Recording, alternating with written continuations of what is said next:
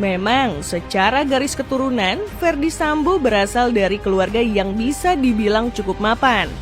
Bagaimana tidak, sang ayah, Peter Sambo, juga merupakan perwira tinggi Polri dengan pangkat terakhir Mayor Jenderal Polisi, atau yang kini disebut Inspektur Jenderal Polisi dengan 2 bintang di pundaknya. Latar belakang keluarga sebagai abdi negara tersebut mengantarkan Ferdy untuk kemudian mengenyam pendidikan kepolisian di Akpol. Tidak begitu sulit, tahun 1994 silam, pria kelahiran Kabupaten Baru, Sulawesi Selatan 9 Februari 1973 ini berhasil menyelesaikan pendidikannya. Sebagai perwira baru, ia diletakkan sebagai Pama Lemdiklat Polri sesaat setelah kelulusannya.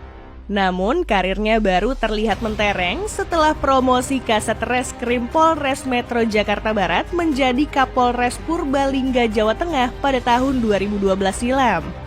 Jabatan tersebut seakan menjadi batu loncatan yang sempurna bagi Ferdy untuk terus merangkak naik ke jabatan-jabatan bergengsi lainnya. Benar saja, di tahun 2015 ia didapuk sebagai Wadireskrimum Polda Metro Jaya. Saat itu namanya turut melambung ketika sang atasan langsung, Kombes Krisna Murti yang kala itu menjabat sebagai Direskrimum Polda Metro Jaya, menangani kasus ledakan di Sarinah tahun 2016 silam. 3 tahun berselang dari kejadian menggemparkan itu, Ferdy telah menduduki jabatan yang tak kalah bergengsi, yaitu Dirtipidum Bareskrim Polri.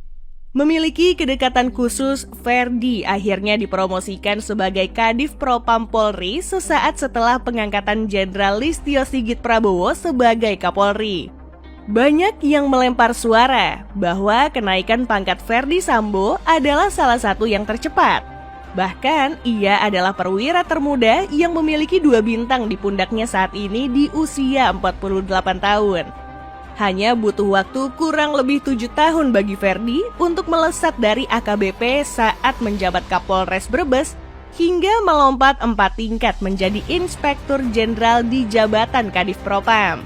Tentu kenaikan pangkat yang signifikan tersebut tak lepas dari rentetan kasus-kasus besar yang sempat ia tangani.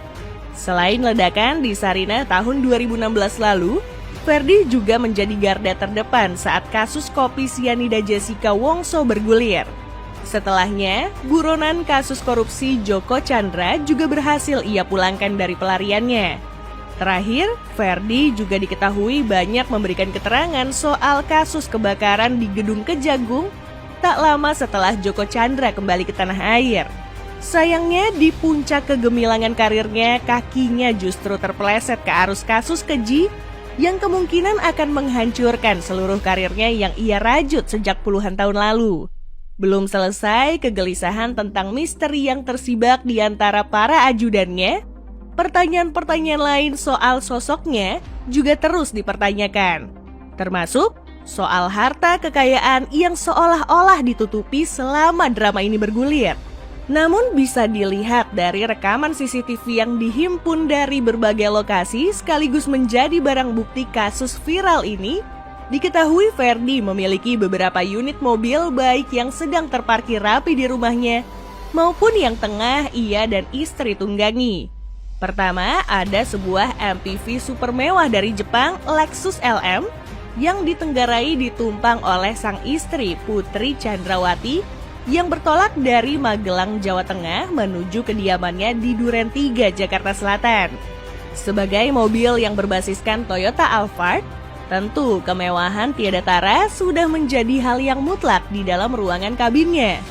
Apalagi Lexus menyediakan varian 4-seater yang jauh lebih eksklusif dengan jok setara first class maskapai-maskapai terbaik dunia. Bukan hal yang mengherankan kalau bandrol mobil ini berkisar antara 2,9 hingga 3, miliar rupiah. Dari rombongan yang sama, terdapat 1 unit Lexus RX generasi terbaru yang sama-sama berkelir hitam dengan LM tadi.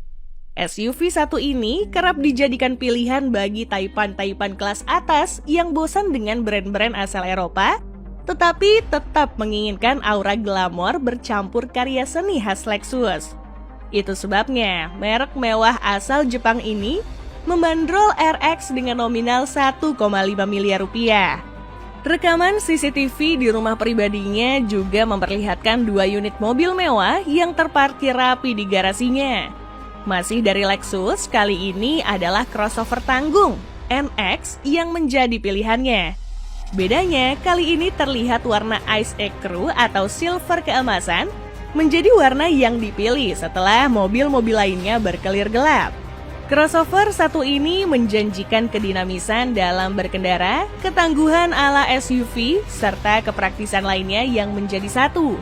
Tentu, semuanya dikemas dalam bahasa desain Lexus yang beda sendiri dibanding brand mobil-mobil mewah lainnya. NX sendiri dibanderol sekitar 1,35 miliar rupiah dalam kondisi baru. Harga tersebut 1 miliar lebih murah dibanding mobil di sebelahnya, yaitu sebuah Toyota Land Cruiser berwarna hitam. Meski bukan generasi terbaru, Land Cruiser tetap membawa citra gagah perkasa yang spesifik hanya dimiliki SUV-SUV besar macam ini. Terlebih lagi, Land Cruiser bukan cuma sekedar jual tampang, melainkan memang dapat diandalkan dalam medan off-road. Untuk memboyong semua kelebihan-kelebihan itu, siapapun yang berniat meminangnya minimal harus merogoh kocek 2,2 hingga 2,3 miliar rupiah untuk mobil ini. Terakhir, ada sebuah Lexus LX 570 yang kemungkinan merupakan kendaraan dinas yang disediakan oleh institusi kepolisian untuk menunjang tugas sehari-hari ayah 3 orang anak ini sebagai Kadif Propam. Sebagai informasi, mobil ini dihargai sekitar 3,5 miliar rupiah di pasar mobil baru. Bukan cuma kendaraan, hingga kini Ferdi diketahui memiliki 2 unit rumah pribadi yang masih satu lingkungan dengan rumah dinasnya di kawasan Duren 3, Jakarta Selatan. Meski tidak diketahui luasan pastinya, yang jelas, ini merupakan kumpulan hunian-hunian kelas elit yang harganya bisa menyentuh belasan miliar rupiah per unitnya.